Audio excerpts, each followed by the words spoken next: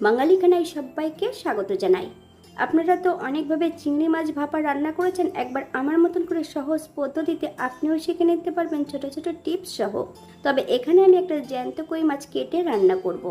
তবে এত তেল মশলা কম দিয়ে কীভাবে আমি কই মাছ রান্না করলাম বা চিংড়ি মাছ ভাপা করলাম, চলুন সেটা একবার দেখে নেওয়া যাক ভিডিওর মাধ্যমে।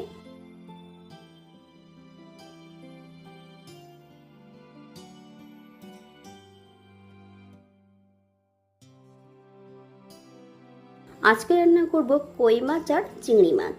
প্রথমে আমি একটা কই মাছ নিয়েছি, কই মাছটাকে বেশ পরিষ্কার করে কেটে নিতে হবে।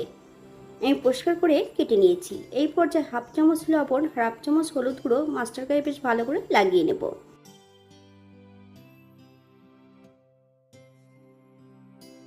একটা কড়াইতে বেশ কিছুটা সর্ষের তেল অ্যাড করেছি। মাছটাকে বেশ উল্টিয়ে পাল্টিয়ে ভালো করে ভেজে নিতে হবে। তো এই মাছটা কিন্তু খুব বেশি ভাজার প্রয়োজন নেই। আগের থেকে আমি বেশ কিছুটা মশলা